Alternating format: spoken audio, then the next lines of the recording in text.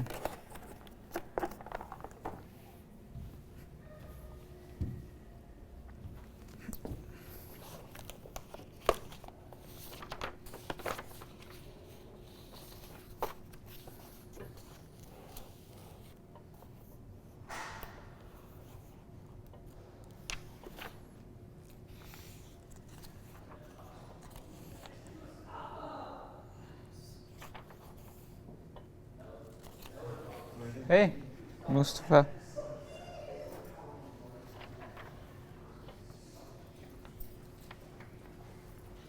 Hey, everybody. You have our C's memorized. I should be, right? Yeah. Got a new haircut. Yeah. Looking fresh.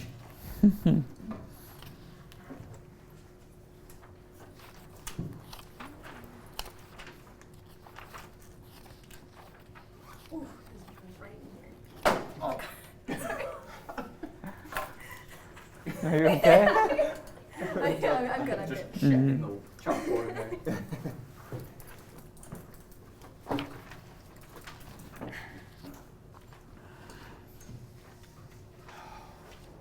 Did you use assistance? No, I don't. I put my banana from earlier. And it smells like bananas. So I hope I didn't Mm-hmm. Just smashed the Ew. No. That's the worst. It is. Bottom of your bag. I forgot an Oh, there it apple is. once in elementary school. It was a bad look. applesauce. Applesauce, the really bad kind. I'm kind of hungry. Haven't had dinner yet. You When you haven't? talk No. about We all applesauce, ate. I had some steak.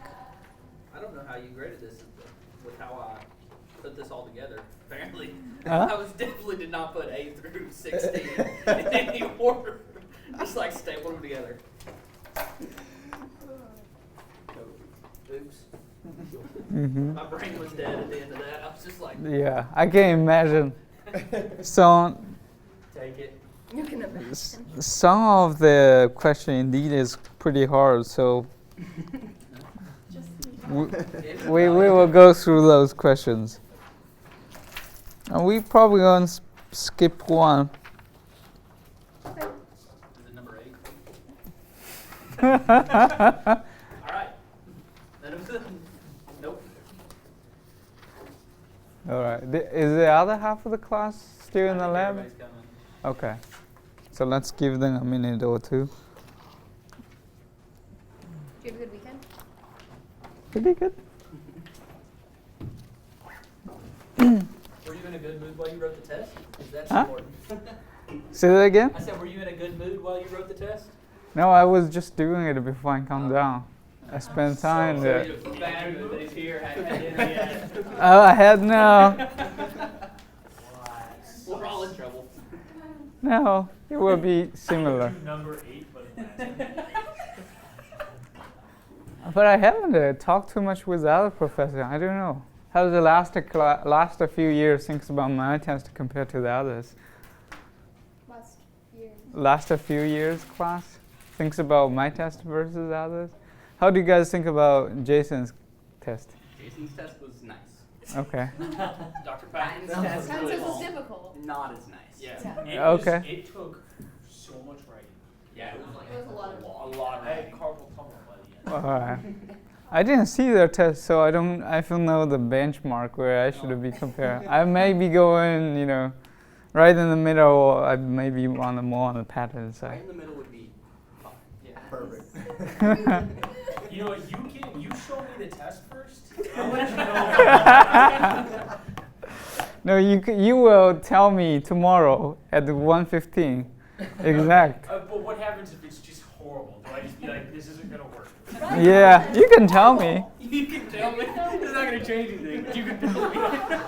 You just grade I gotta go tell them. I'm not the one known for giving very easy test. So give you a heads up. Fair enough. Okay. Yeah. Okay, everybody is here. Look like except Sujabi. Okay. They may be late, but Right. We have Yeah, probably. a, I don't want to a couple students, so let's wait for them a bit. they might be finishing around. Yeah, I think they're still in lab, so that was the one that ran till 8. So how many of them? Will students? and Beck. Okay, so just two. Yeah. We'll give the another 3 minutes or so, then we can get started, and they can go back to see the record.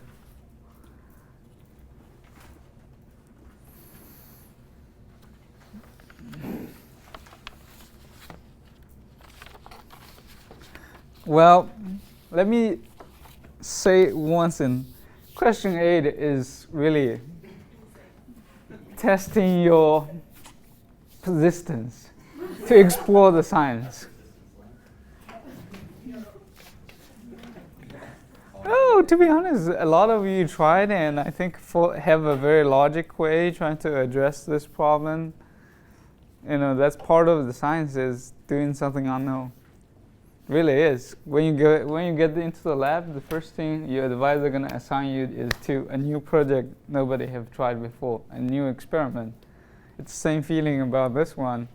You don't expect to get in day one, but you should have the gut to try it and know which direction you should go. Okay. But I agree, it's a bit challenging. It's very much math oriented. Okay, so we're not going to talk about number 8 actually, because I'm sure that everybody's going to fall asleep if I talk about number 8. Let's see. For the rest, it should be relatively straightforward, right? Everybody has, I think, good handle about number 9. Number 10 has a distribution of the results. So some of you got really good at number 10. I would say 20-30%, and some of you have lost the track what is actually this number 10 is asking, because it's asked about what is most probable distance, what's the mean distance, and what's the mean root mean square distance, right? So most of you got a first and last correct, but the mean distance was quite challenging in terms of math. But I'm amazed that one of you guys got it right. I don't know where he must be very energetic to explore the math, and because there has very difficult integration throughout the process. Okay, I'll go through that one with you guys. 11 and 12 both talks about RGs. And I feel like 11, most of you got a concept correct. It just some integration scared some of you off. So if you go through the integration, the results would be, I'm sure you can get it, okay? And 12 is a similar problem. 12 and 11, if you got 11 correct, most of you got 12 correct, okay? So they are very similar. 13 is, again, it's going to be a little bit complicated in the math, so we're just going to skip for tonight's discussion for the 13. And 14 is very easy if you understand the concept. It's asking you about radius of gyration for diblock polymer, right? 15, everybody got this one right. I don't think anyone missed this one.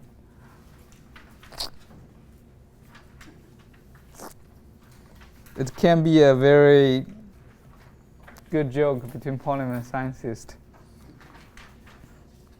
Last one is about overlapping concentration.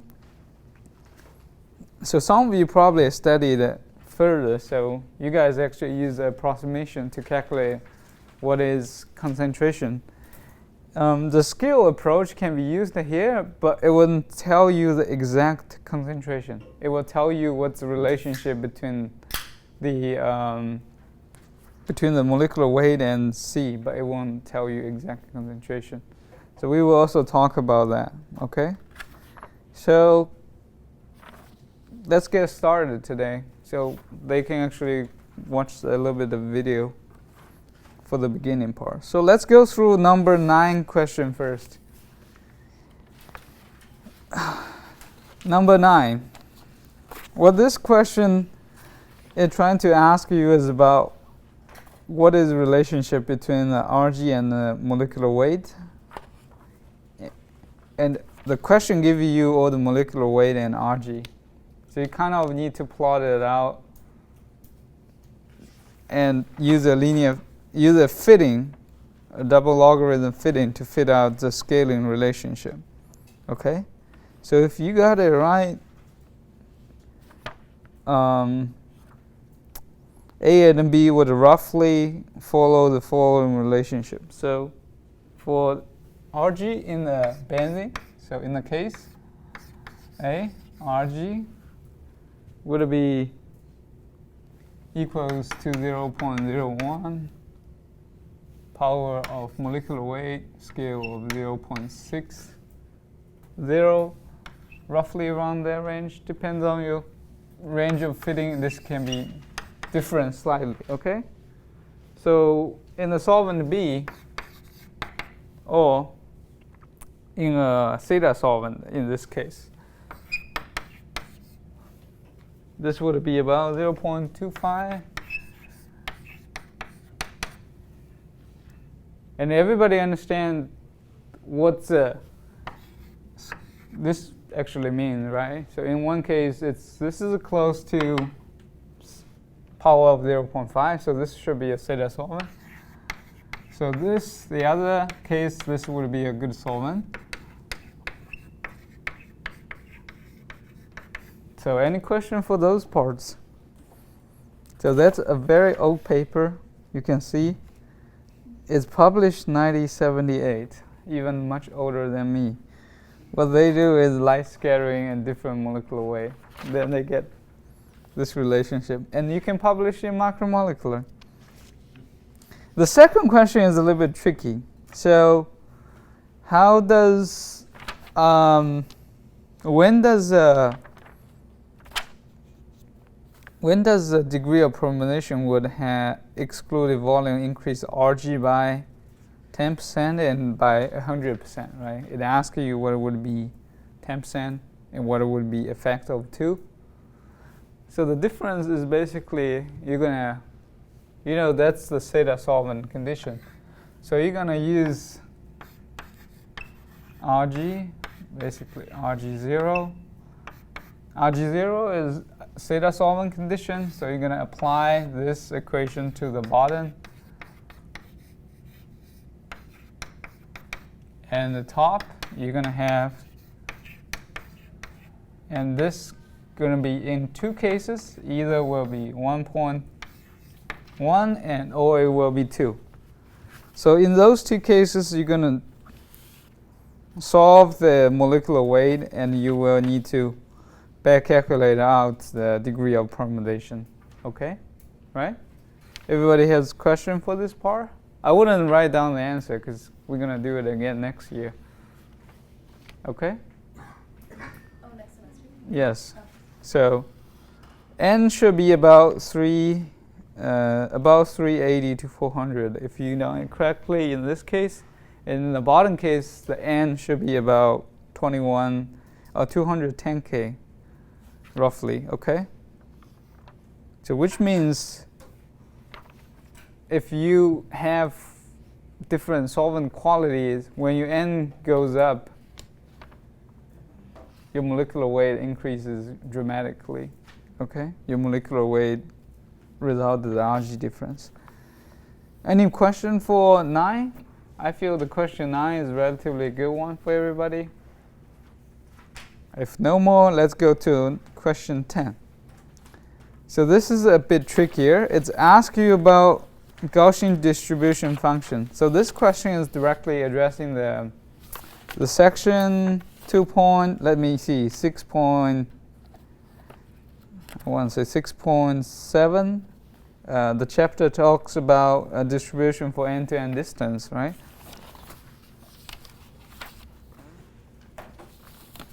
So some of you got some confusion between two concepts. First is Gaussian probability distribution of a chain of n step plotted as probability of end-to-end vector.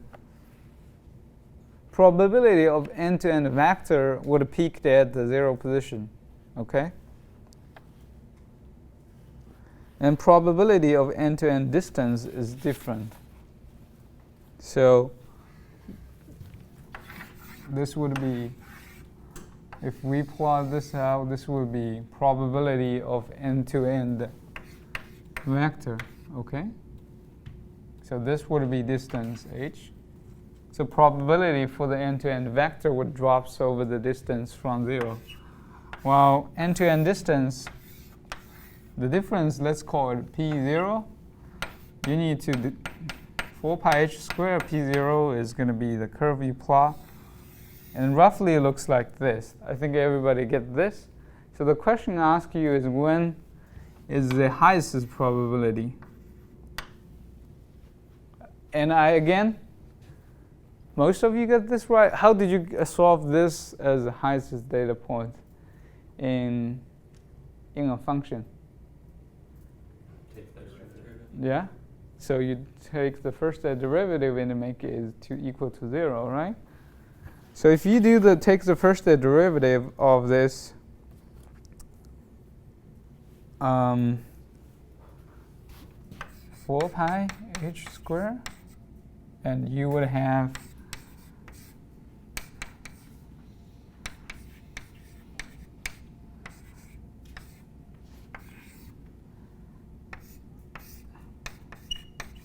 two-thirds h squared and b squared.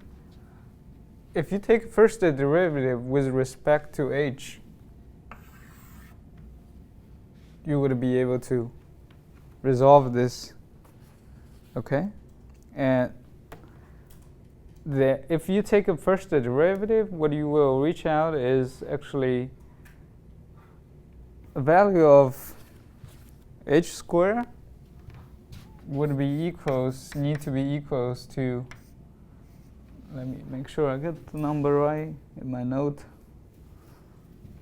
3/3 of mb squared.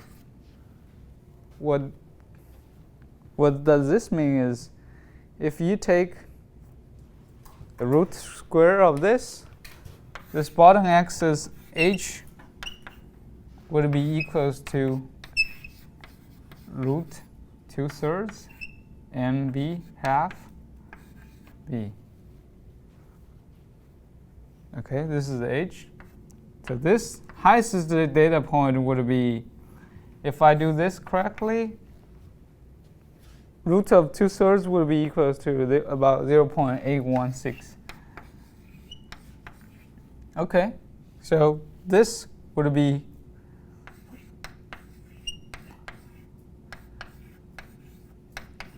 so this is the highest data point.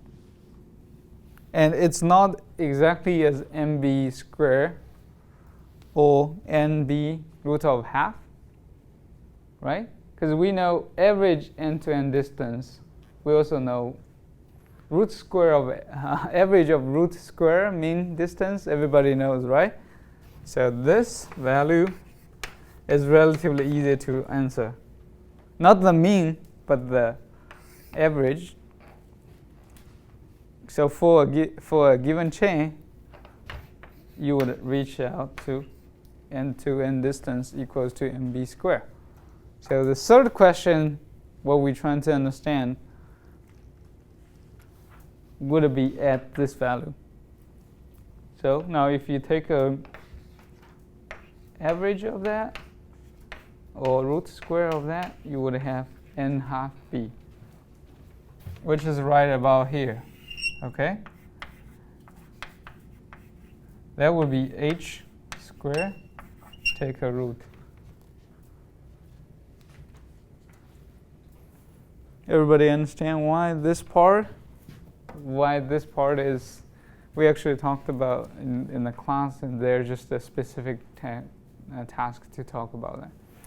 So the other question got a lot of challenges. What the mean values for the h?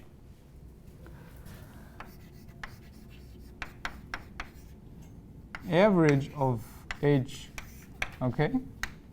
So what is average of probability, not h, average of probability. So how do you calculate the probability average? Anybody?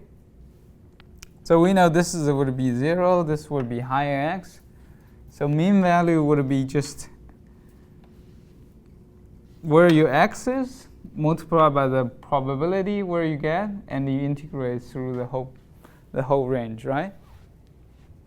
So 0 means your value is at 0, but your probability is 0.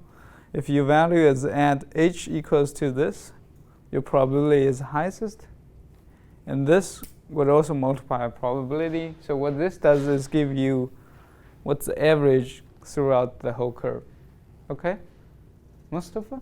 Yeah? So in this case, the integration depends on the power of h. Yes. So h will be odd or even. h will be, it will depend on, so let me write down the equations, then we talk about a little bit more detail about that, okay? So it do requires you know one specific equation. So average in this, if you want to take an average, let me do it here. If you want to take an average of h, you just need to integrate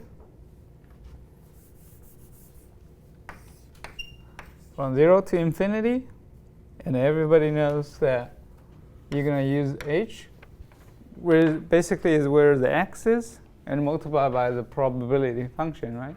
Probability function is basically 2 pi mb squared 3, and this is 2/3 multiplied by 4 pi h squared, and e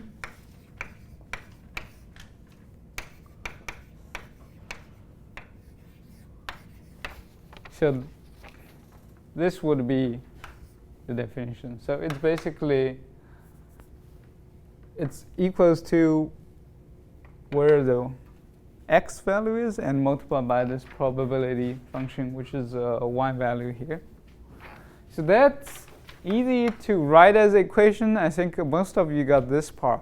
But when you start to understand how to integrate this weird function, then this causes a lot of trouble. So we can first is pull this. This is a constant function. We can pull it out.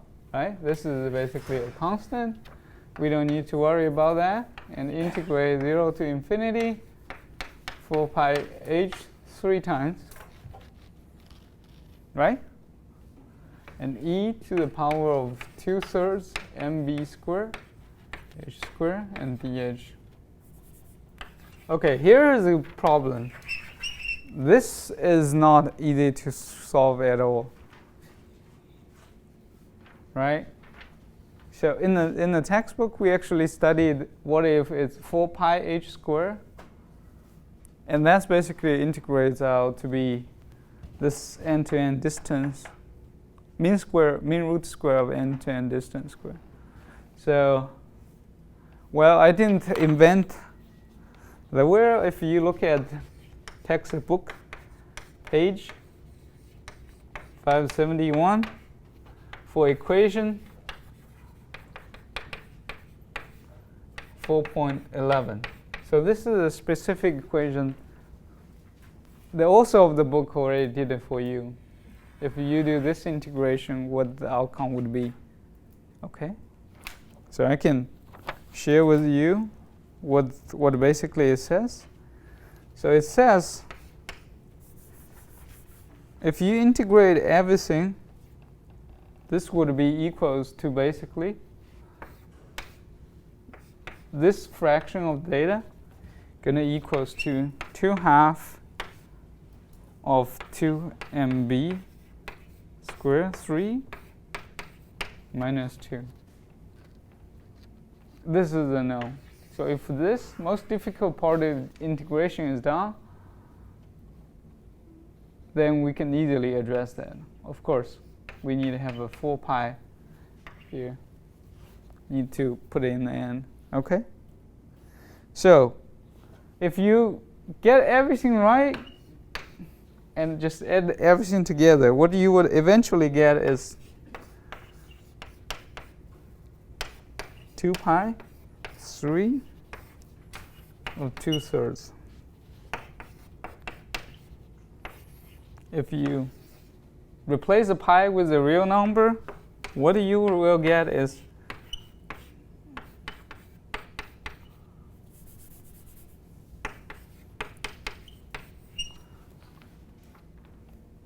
0.921. So if you compare this average distance, it will be sit right in the middle, roughly about here, right? So as average end-to-end distance square will be, basically 1 multiplied by this and half of b. This is 0.921, right? Yes. And this is 0.21a. So this, if you consider why that's the case, because for each higher the value, for mean end-to-end distance square, we have giving more weight to the h square function. It's similar issue, or not the issue, but it's similar, actually, shared a lot of similarity compared to number average molecular weight versus weight average molecular weight. Because when we multiply by h squared, you weighted more in terms of the higher distance to the center. So this helps you to understand what is end-to-end distance distribution probability. Okay? More questions for this particular one? That is supposed to be the degree of polymerization 1/2 times b, right? Yeah. Oh, Okay. good. Not something Very good eye. I missed somewhere. Yes, very good eye. Because mb squared is always just a sort of a constant we play here. But what the key is where it peaks when it starts to have different value. So something also useful that I found part of a student from ERDIC is they're using the Excel sheet. They actually applied a value of n and they plotted the data out, in which they can actually read the curve and get to what the peak value is. So that's another approach. Okay? So question 10 we got it addressed. What about What about two of the RG questions? So everybody familiar with the definition of RG, right? Radius of gyration. So, and you know what's the distance for different part of the rod, so you can use that part of the equations to solve it.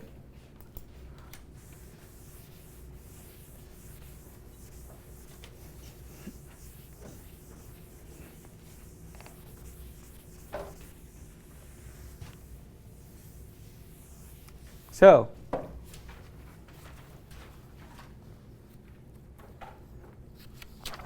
let's try this one.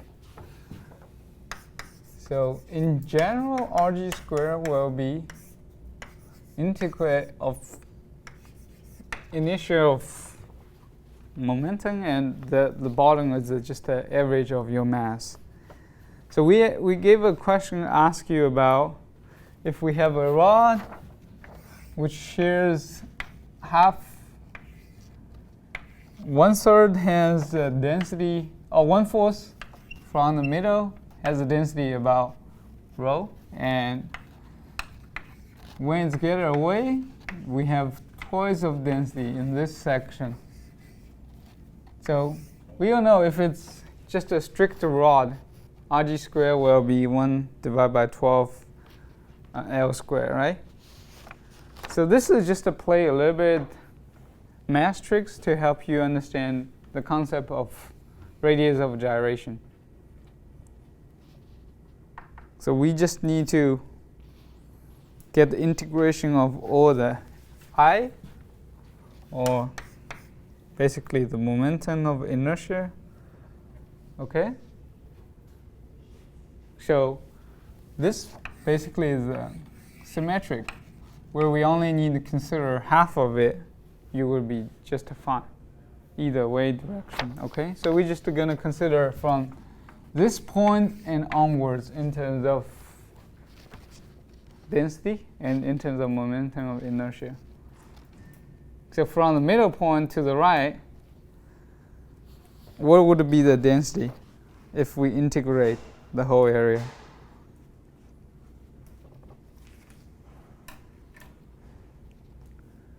So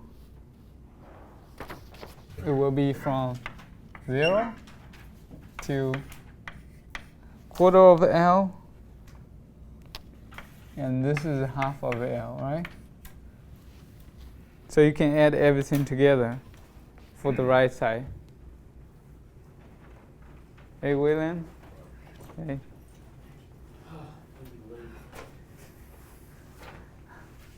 It's okay.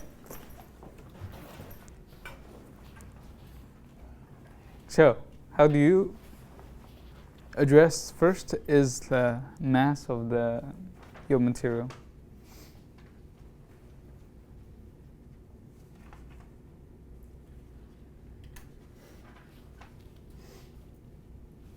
It would be,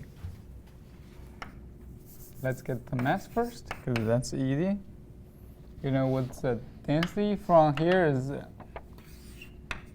multiplied by half of the L plus twice the density multiplied by another half of L.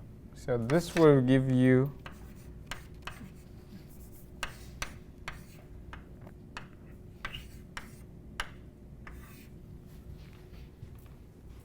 half of it, okay? We didn't consider the full, so only from the middle point onward.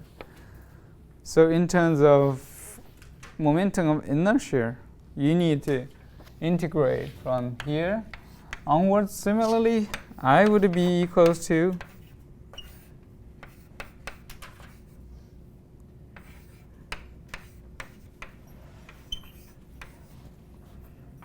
dl plus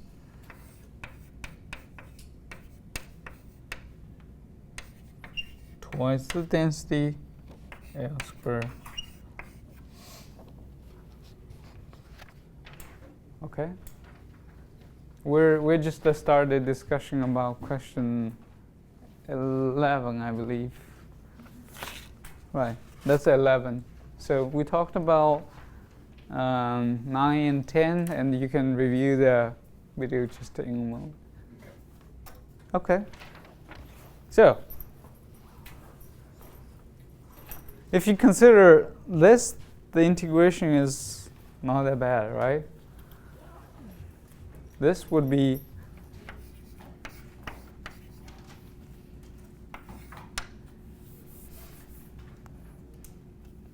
correct?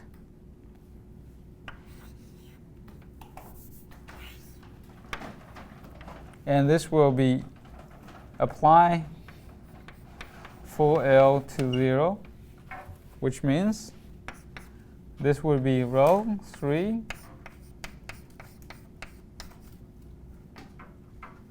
minus 0 is basically 0. And you need to do the same for this part. So this would give you 2 times the density plus 3 again.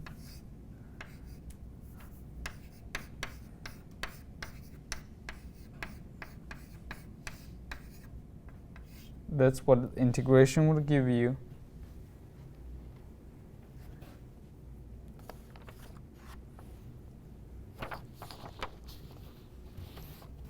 If you add both parts together,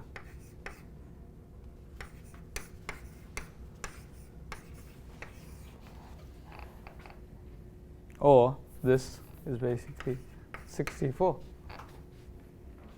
Then if you compare the both of the data, you would get what is momentum of inertia is, okay? Which is basically RG squared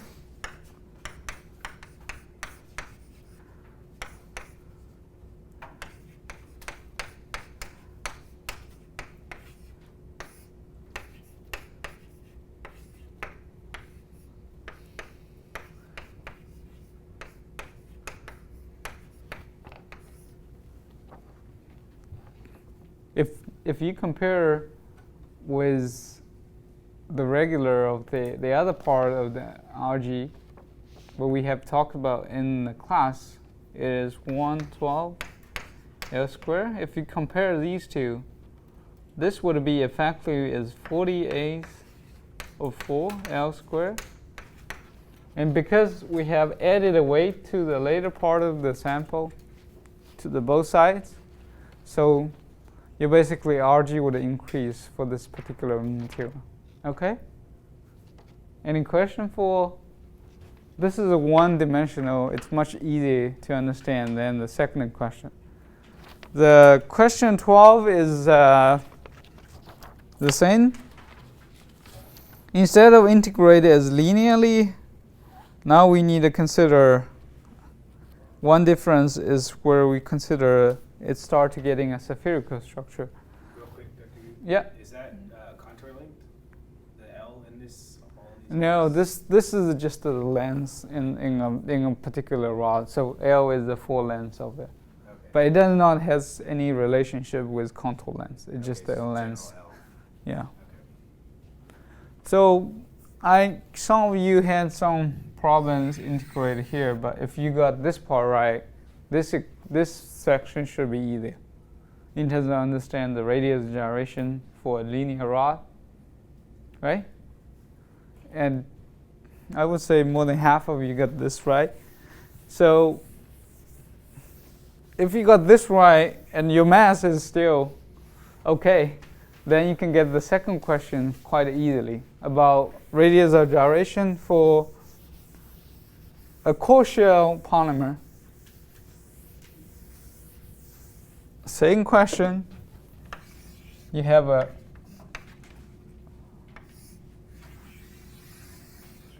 first is radius of 1, R1, then R2 is twice of R1, okay? It's basically double the size, and the question asks you if you have the density difference. So this would be density rho, and this, anything outside will be twice the density. So what's the radius gyration for a solid sphere? let's just consider this as a review so for you understand what would be the radius gyration for a solid sphere with the radius of r. 3/5 r squared. Yeah, 3/5 r squared. So this is our reference mark. We added more weight to the outer shell, so this value will at least be bigger than that, right? We all know this. So how do we address this problem? Same concept as the last question. What we need to integrate is similarly. I found some of the students was confused about this concept, and they basically say, hey, we can just apply RG squared total would be equals to n integrated mass A, moment of inertia, mass A power, plus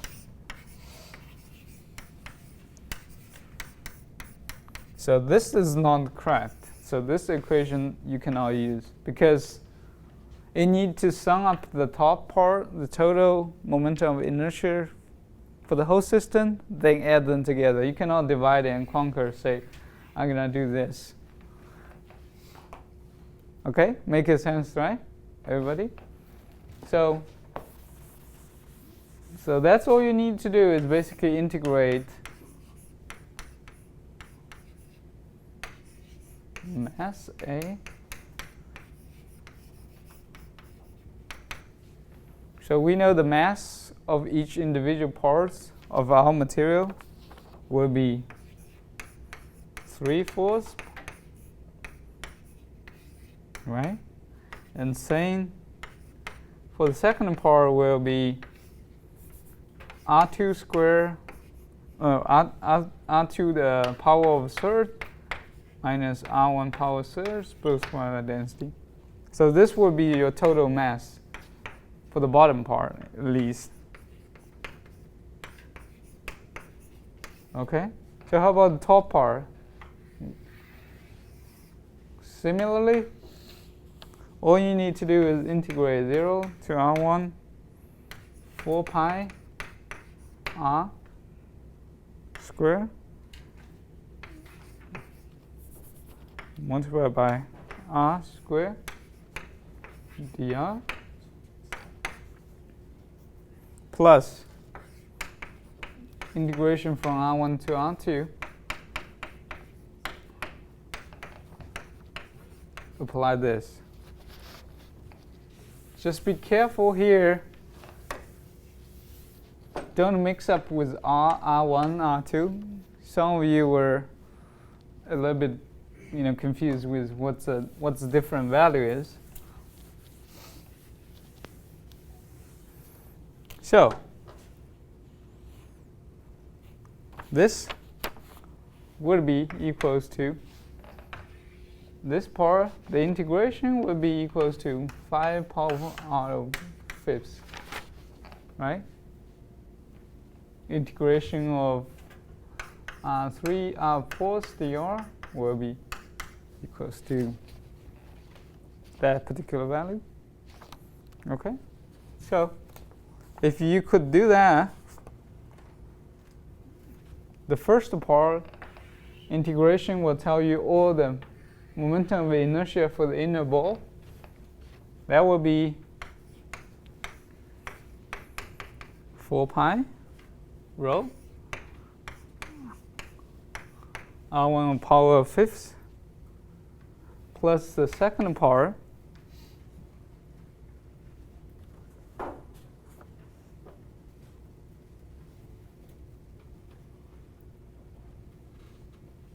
so make sure I write the density here because I missed out the density. The outer shell is twice of the density, so make sure you have 4 pi r squared dr multiplied with the density. If you do the integration again correctly, you would have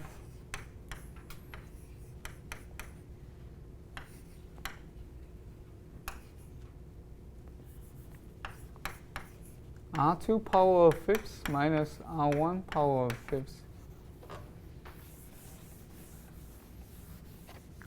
Well, some of you stop here, but just to apply R2 is equals to 12 of R1. You can simplify the top of half the equation just to be 5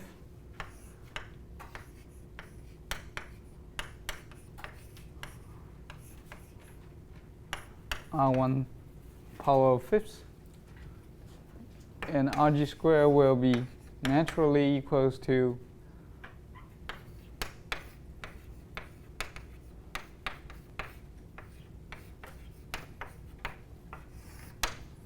bottom will be 20 pi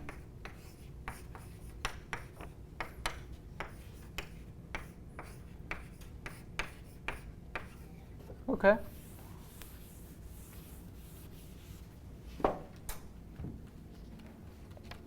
Quite simple and straightforward, huh? Nothing complicated in this particular part. So it just asks you about radius of gyration. It's much easier than the last question about mean value of the end-to-end distance. Okay. So any question about this part? What we can learn is if you have a core shell structure, what would be the radius of what is radius of gyration for your material? You can certainly play with, if the density is not 2, what would be the RG? I can see this could be a good question for the test. Can you say that one more time? So what I'm saying is this is quite a typical and good example for you to understand how to calculate the RG, and quite nice. And it's also applicable in the real world because a lot of block of polymer would have this core shell face where the inner shell, if they form micelle, the core would be one material, the shell would be another, and they tend to have slightly different in density. Not going to be twice, but something like 1.1, 1.2, okay? So any more question for 12? And I kind of naive to assume everybody couldn't address that, just some math challenge, okay? So, question 13 is quite a challenge. I'm only going to talk very briefly about what is contribution from z square. There's actually the same question as 14. So, when you consider a diblock polymer, let's discuss 14 first. If you have a free joint to the chain, or basically follows Gaussian statistics, your end-to-end distance will be just the sum of two individual ones. So it will be as simple as each part follows a Gaussian coil. So your h square in question 14 will be volume fraction of the first one and monomer length plus 1 minus f n b squared. So this would give you the average if there's no changes. But for the real polymer, there's interactions happening from different blocks. So we haven't talked about that, but we will discuss in the next chapter is something called Flory-Huggins parameter. If you have two materials don't like each other, it will start to be separated as further away from each other as possible. But because they're covalently linked at the center, because they're diblock polymer, there's linkage from homopolymer A and B, that specific fraction is going to be stretched. And that's where, if you look at the other case, you would consider another fraction of contribution comes into play. Okay?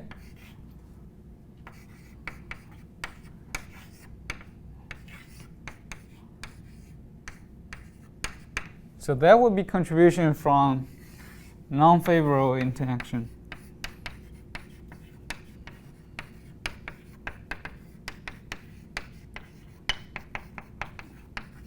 And this is basically the question 14, trying to help you think around the repulsion force you would have in different components. And we will revisit this question 14 quite a lot and spend about a week talk about this Flory-Huggins parameter. Okay?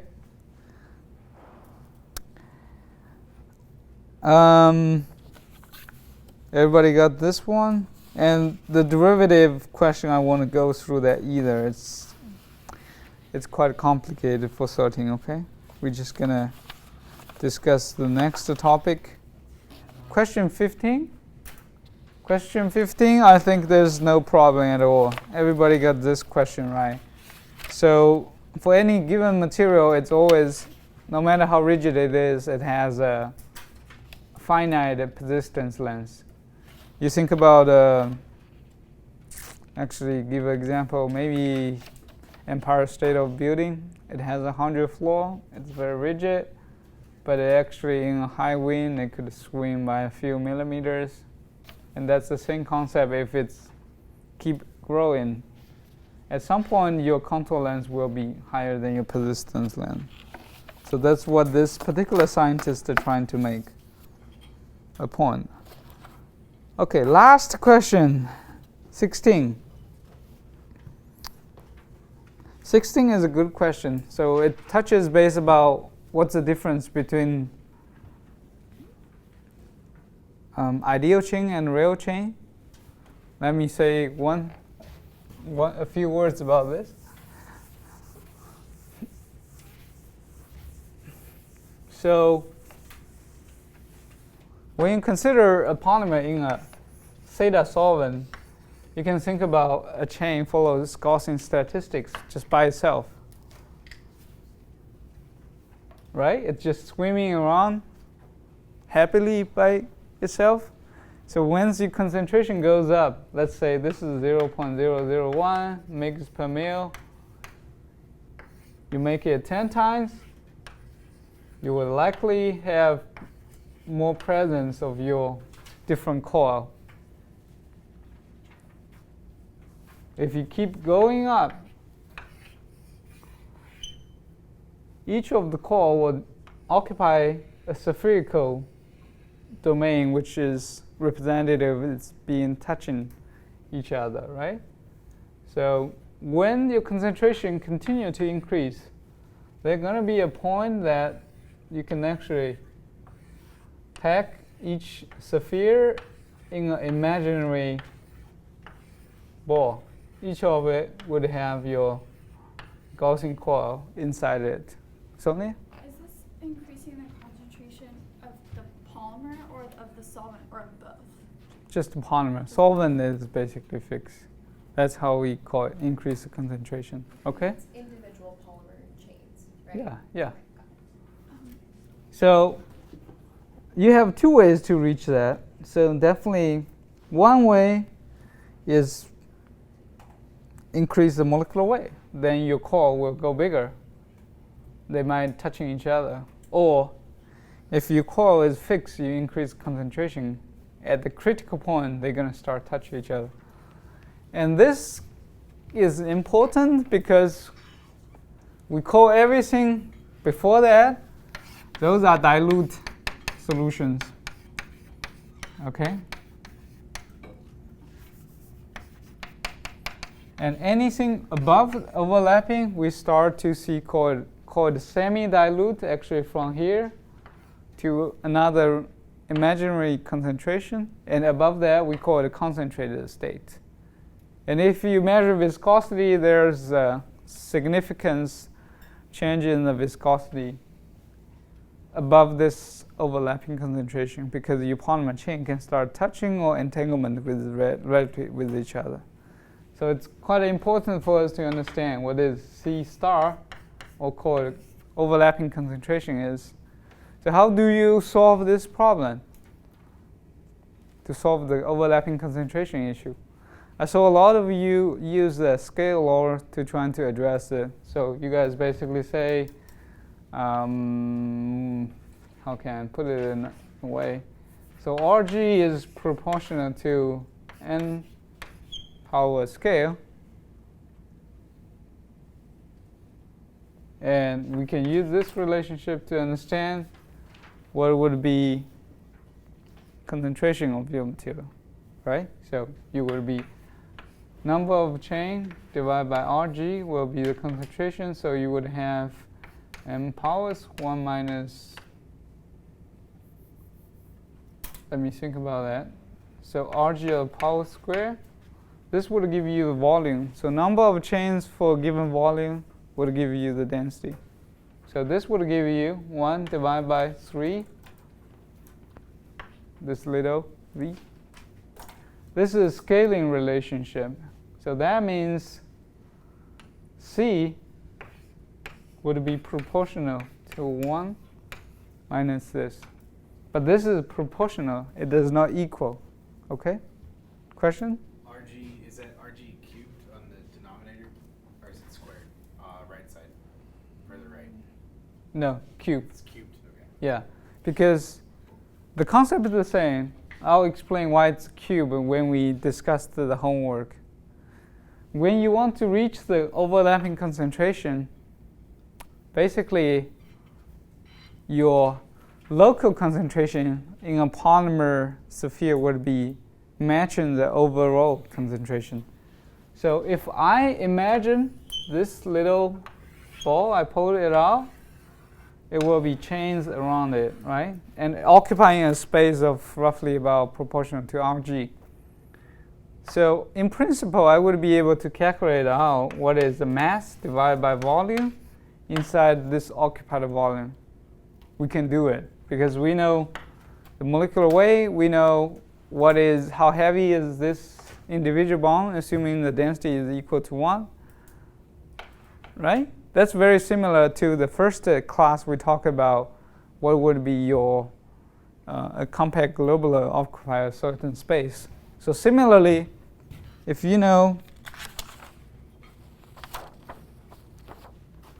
actually know your polymer, you can calculate how heavy it is, okay? So we can get basically Rg uses the equation, right? Let's come back to this first. Volume of a given polymer, V would be equals to 3/4 pi.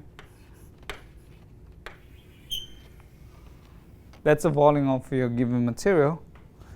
And you can know the Rg of the material from a simple equation, what we did at the beginning, right? You can get what the Rg is. Rg would be related to your molecular weight. If you look at the problem 9, and if you did the fitting right, so we should be able to have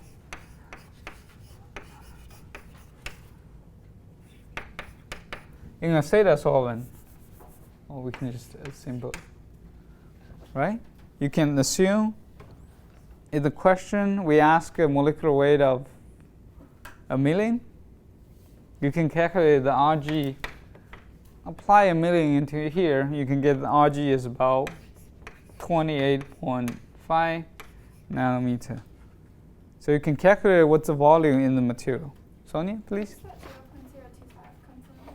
So that's from question 9, when you do the fitting of your material, right?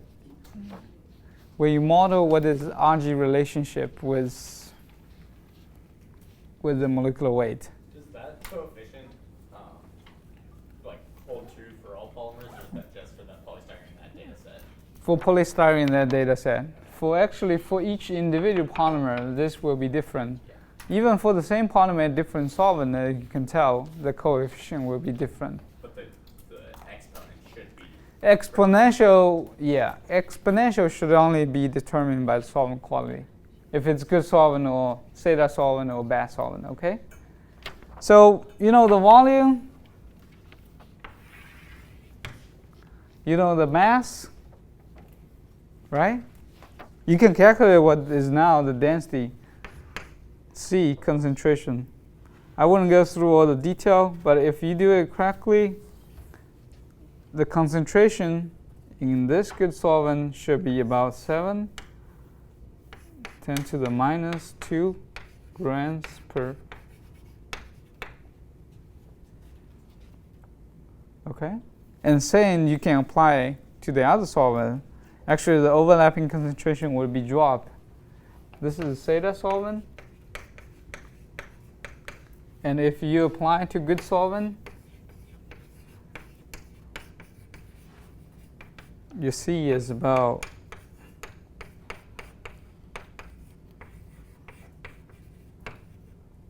okay.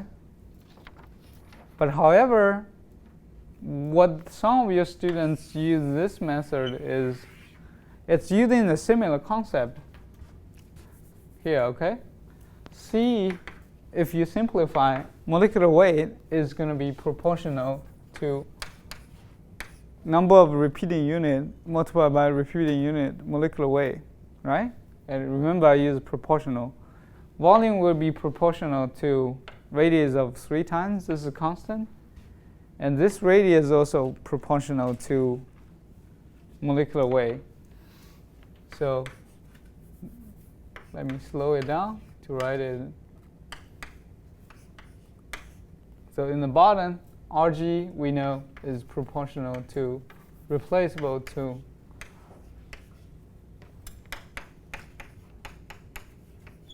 if you apply different condition on solvents, if it's Seda solvent, that means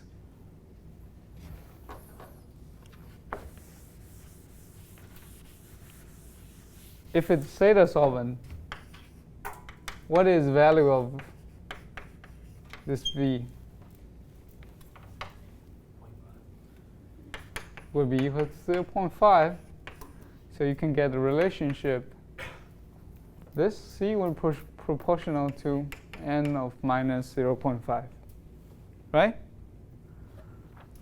That means the molecular weights go up, your overlapping concentration drops, and this is relation of power of 0.5. Now, if it's good solvent, and we know the value of V would be equal to 0.6, the overlapping concentration will be proportional to m power of what? 0.8. So if you pay attention to those two conditions, that says for the same molecular weight, in good solvent, your polymer chain would expand, and there's early onset concentration, they would touch each other, right? So this would mean this would be, you have much lower concentration. C, if this is both number equals to, let's say, 10,000, this overlapping concentration will be much lower. And this is just proportional, so it's not, you cannot use directly apply 10,000 and C would equal to. I saw some of you guys is trying to make this approximation, okay? Right. Let's start. So here we are using n degree of polymerization. So if we have molecular weight, it will be the same. If Yeah, it so will we be can- multiplied by the molecular weight of each repeating unit. It's just a different. So when we consider the scaling law, we don't worry about, if there's constant before that. We only worry about how they scale with each other. So if we have molecular weight and molecular weight for repeating units, so we can replace n by m divided by m naught Yes. in this equation. Yeah. And we can calculate we can find the concentration. Not exactly right. I'll explain. Yeah, they would be proportional, but not exactly. But it will not give you exact concentration. It will be off a little bit. Okay. Yeah. The critical Sujani? concentration. Yeah. That the critical concentration is, how do we calculate the critical concentration again? It's the Critical radius- concentration is when you imagine, in this case, we consider two cases. There's going to be a global concentration for the whole box. Okay? Let's call C global. It will be the density of this particular polymer divided by this whole box. And you have this local concentration will be polymer chain divided by the volume it occupies. 3/4 of Rg, 3 times. And when you start to increase number of polymers in a given box, polymer concentration doesn't change, but global concentration will increase. And once it's meet the same value, then we define as overlapping concentration because your concentration for the local state and global state is similar. They are very likely going to start to touch each other. Okay? It is much better described in the textbook of Michael and Rubinstein's textbook. So the one we haven't really discussed, the red covered book. If you follow that textbook, so they have one chapter 3. They discuss only about ideal chain, and starting in chapter 4, they start to discuss the real chain. Okay, and if you're interested, you can take a quick look. Will help you understand this. So, any more questions? Sonia, please. So we were talking about how you use Gaussian coil in the PowerPoint at some point. I'm not exactly sure what the definition of that is because they don't use that in the book. Like, how do you use that in your PowerPoint? Is So it any random coil? Gaussian coil is basically saying definition as random walk, same as ideal chain. Okay. Gaussian coil basically says we don't consider any bond angle, anything, free joint chain. So it's just free joint. Yeah. Okay. Thank you. Yeah, Levi. So in theta solvent, it's considered to be an ideal chain. Yes. So does that mean you make calculations using the free joint chain model? You say Yeah. C infinity is equal to 1. Yeah. Okay. Yeah. Double check on that. Yeah. So I'll try to read my test one more time, make sure when I ask you, it's clearly stated.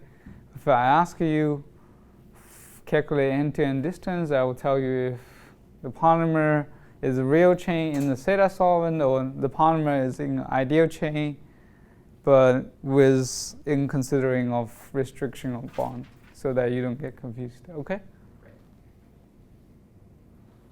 Okay, if no more questions, we can wrap it up, and everybody good luck with the test tomorrow. We meet again at 1:15. Okay? Oh, are you not proctoring it? Hmm? Are you having a student proctor the exam? So I will introduce the exam, then I might go in and out and answer a few phone calls, but I will be here.